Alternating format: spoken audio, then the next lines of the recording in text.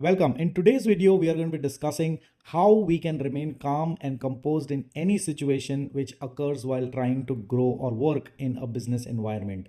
This video is for anybody who is a professional working in an organization.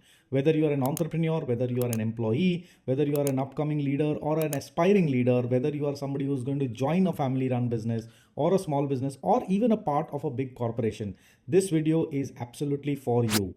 Disclaimer, in this video, I'm not going to be quoting any research or anything at all. This video is purely insight around how I go about managing stress as a working professional, and you can pick clues from there.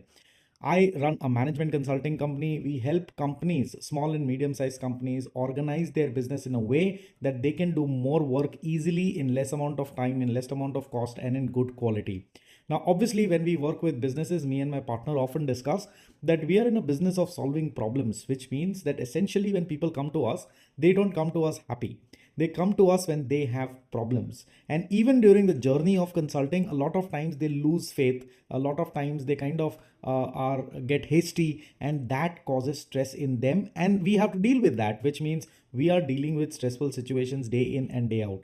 Now, this I'm not saying to undermine any of your stresses and say that, hey, you know what, I get the maximum stress. That's not what I'm trying to do. I'm simply trying to tell you that I do undergo stress as a professional, and therefore I'm capable of sharing my learnings with you. These learnings may not be the best in class, but this can open a discussion and we can all learn together if you share what you do when you get stressed to manage yourself better in the comment box. So without any further ado, let's get started.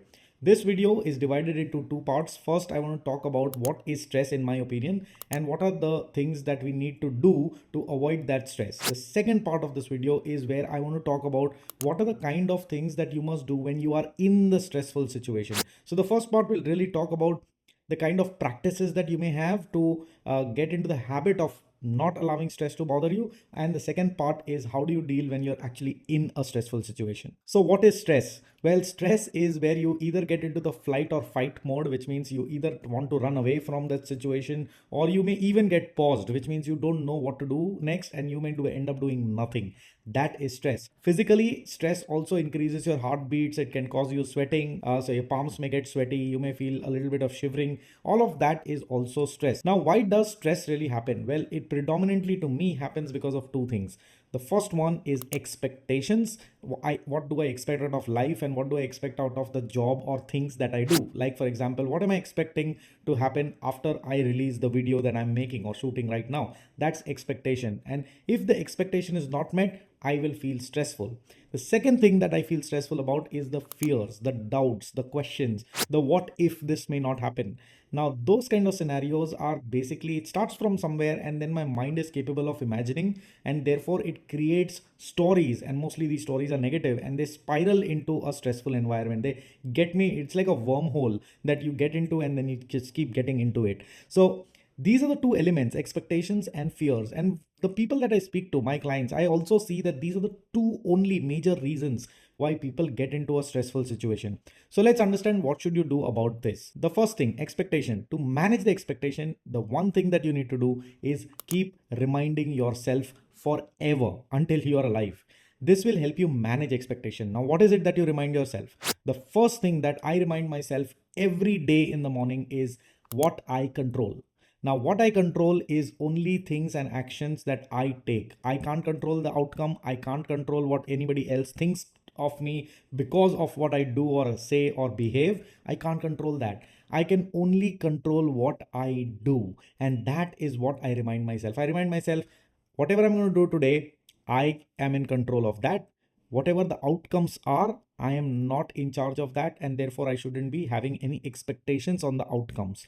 Now, can you absolutely not have any expectation? Answer to that is no, but it will help you manage yourself better in the situation if you are reminding yourself every day and creating a neural network in your head to expect more of what you can do than what you have no control over. The second thing that I remind myself is everything worthwhile comes with a consistent amount of time. What do I mean by this? Well, imagine this. You take a 1 hour course, online course, versus you spend your 5 years or 7 years in getting a degree, a professional degree.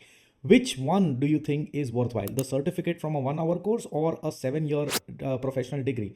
Obviously, the answer is 7 year professional degree. So anything that is worthwhile, something that has a lot of value, always happens when you invest a consistent amount of time, focused and consistently, without a miss, without a break. You do that is when you get a result that is worthwhile. So I tell myself, while I don't control the result, I control myself. It's the point number one. I will do what I can do for a consistently long amount of time, and then I will get the result. Chances are the result may not be what I want, but it will be a beautiful, sweet result that the universe wants to give me. The second thing that we got to talk about is how to manage fears. Fears is present in an absence of knowledge. So if you don't have the knowledge of what adds up to what, then you will have fear of the outcome, right? The only thing that I do to overcome my fears is two things: learn and do, which is practice. So anything that you are fearful about, let's say you're fearful about taking a decision. The decision could be, should I hire a consultant to grow my business? This is the fear that I'm talking about, because most people who reach out to us, prospect, asking us about our services, and they're thinking that, okay, will this solve my business problems, are in the fear of whether Hardik or his team will be able to help me or no. So the only thing that can solve this is learning more about how do consultants work, how does Hardik work, what is Hardik made up of. The more you learn about these things, your fear will reduce, because you will know 1 plus 1 is equal to 2. The fear is when you don't know what makes up for the 2. So learning is the first thing. The second thing is doing. Just learning will give you some amount of knowledge and the fear will kind of taper down, but it won't go away. When you do it is when you get the confidence. So you may see my YouTube videos and try and implement one out of the many things that I mentioned.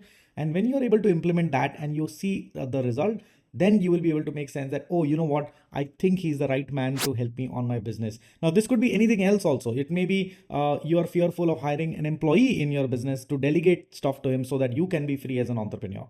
This could be an employee who's fearful about getting himself promoted because he don't know that whether he will be able to do the job of a supervisor. All of this requires just two things: learning about the next thing that you want to do or the decision that you want to take, and then doing things that you learned about. So when it comes to learning, what do? Well, you do three things. There are three kind of reading or learning pieces available to all the professionals. The first one is obviously the books. The second one is podcast, which is something that you can listen to. And the third one is obviously the videos that are available on YouTube. Now, all of these three things, you got to select a subject that you're fearful on. Subject could be that you're fearful on deciding whether to invest in marketing or no. You may have a fear of recruiting people and working with people. So people management is what you could be fearful about. You could be fearful about your own industry, that whether I should invest more in this industry and move it further.